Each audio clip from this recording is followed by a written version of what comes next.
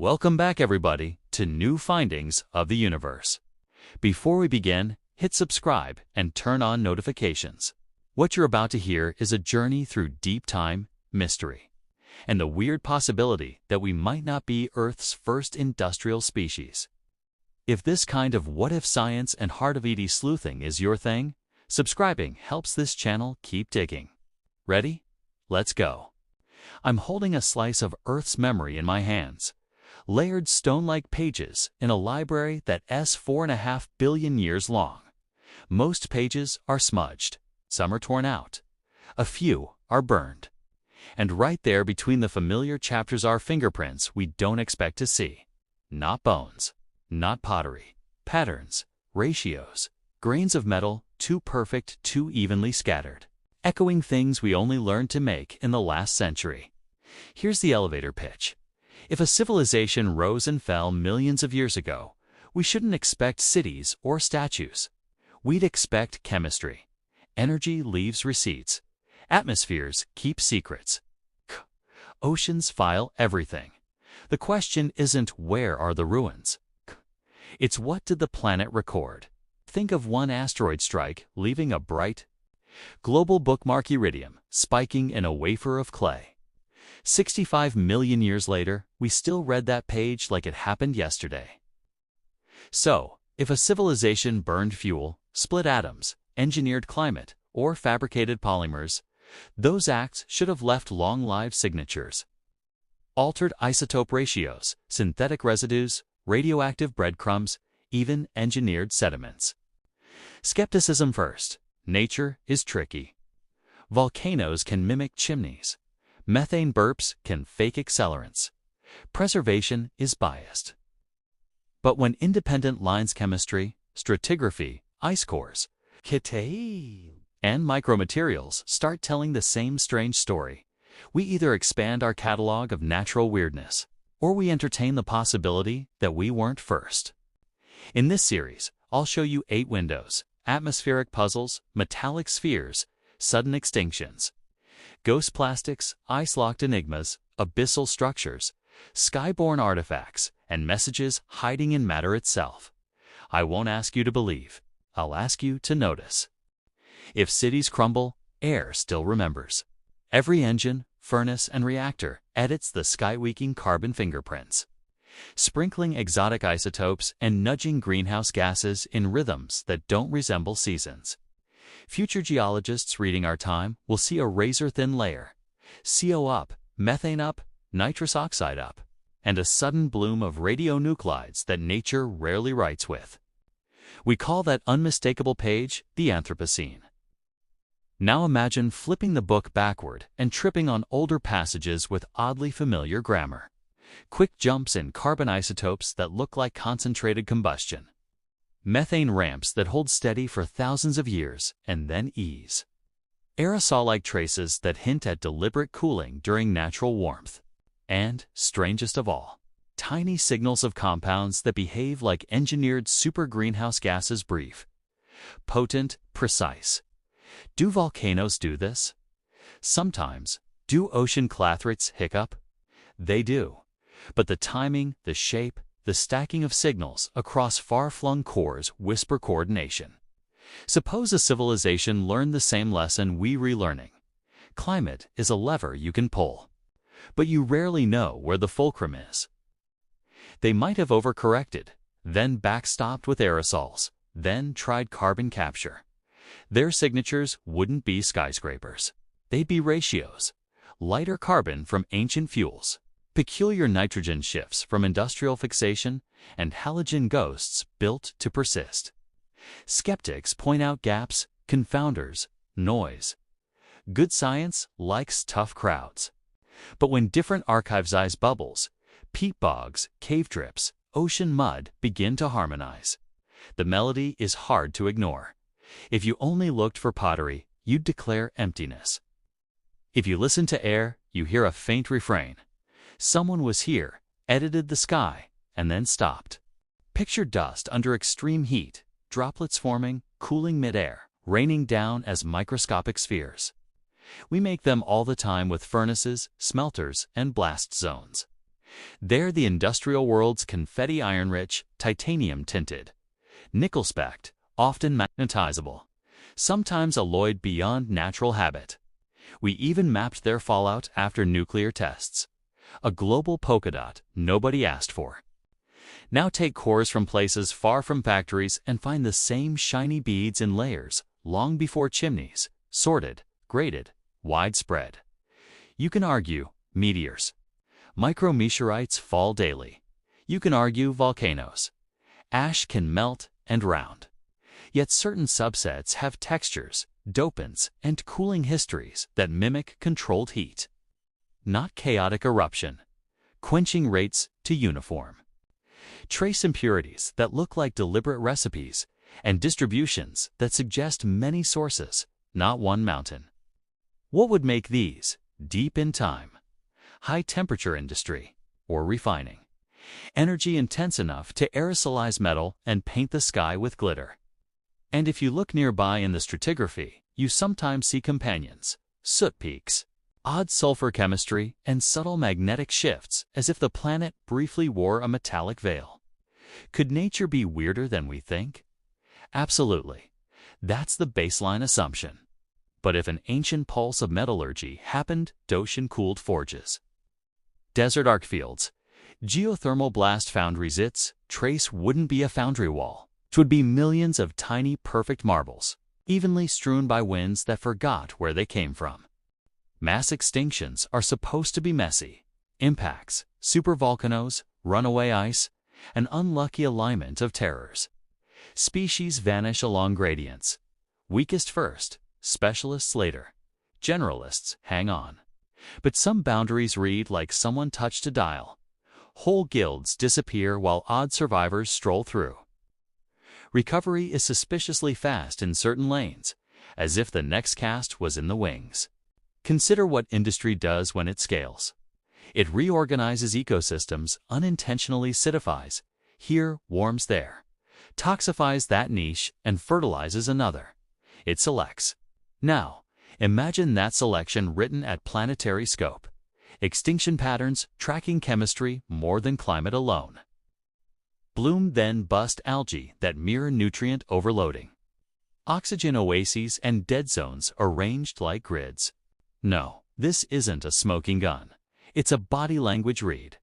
The dial could be natural thresholds feedbacks, snapping between stable states. Yet the statistical neatness keeps pushing us. The where and when of die-offs matching the where and when of chemical quirks we expect from vast coordinated activity. And if a civilization panicked blowing emergency fixes, accidental poisons, or even weapons, the layer would preserve it without mercy. Unfamiliar toxins broken to stable fragments, heavy metal symphonies, and shock-heated shards with signatures we now only see after tests we swore we'd never repeat. The hammer leaves a crater. The dial leaves a pattern. What we see in some chapters looks suspiciously dialed. If we vanish tomorrow, plastic is our autograph. Sunlight will scuff it into confetti. Waves will crush it to motes. Those motes fall, sink, and lock into mud, the future's moment when someone tallies polymer chains against a timeline. Now, zoom into older layers and meet grains that act like engineered polymers. Stubborn against oxidation, hydrophobic, suspiciously uniform chain lengths, and thermal behavior that suggests design. Not everywhere, only in pulses, separated by long silences. Could they be natural resins, tar, bitumen derivatives? Some likely are, but a subset resists every natural box we try to stuff them into, like puzzle pieces carved to a spec we don't recognize. If a previous civilization used smarter plastics, bioinert, UV-tuned, pressure-proof, they might survive longer than our cheap stuff, showing up as tiny, perfect strangers that labs mistake for contaminants. And that's the trap. When you don't expect technology, your instruments call anomalies noise. I'm not selling certainty. I'm offering a method when you see recurring layer-bound appearances of durable, non-biogenic organics with global dispersal. Treat them like suspects, run stereochemistry deeper. Check isotopic hydrogen. Hunt for additives that shouldn't occur outside a factory. If the answers keep lining up in the "this shouldn't be here" column across oceans, the ghost stops being a ghost. It becomes a signature one that says, softly, "We were here, too." Ice is the planet's cold archive. Bubbles trap air. Dust marks, seasons, chemistry, writes footnotes. In its deepest pages, we find abrupt edits, spikes that flash and fade, exotic traces that appear in ratios too neat for drift alone, as if someone corrected the climate with a ruler and then walked away. Maybe that someone was nature's nonlinear, chaotic Butley. Waffle? Or maybe someone else joined the conversation. Now look beneath the ice. Radar paints grids on bedrock where geology prefers chaos. Long, straight reflections, rectangles smeared by time but still. Right angles. We invent natural explanations, and many will be right. Subglacial rivers can carve illusions. Layered tills can fake architecture, but some patterns look like networks designed to shrug off pressure and cold. If a civilization loved heat, Antarctica would be a power plant. Geothermal seems wind, screaming off the plateau. Endless cold sinks to tame turbines. Build it when the continent is milder. Then watch a new glacial age entomb your work, accidentally or intentionally sealing a vault. Millennia later, radar glances off the lid and blinks. Again, not proof. But when atmospheric oddities synchronize with subglacial geometry, the story gets less shy. Ice remembers the sky. Rock remembers the hand. Together, they start to sound like a plan energy harvested, industry hidden, and then time, doing what time does, laying silence over everything. The deep ocean is a museum with the lights off. No storms, little oxygen. Sediment falls like snow and never melts. If you wanted to build for the ages, you'd build there.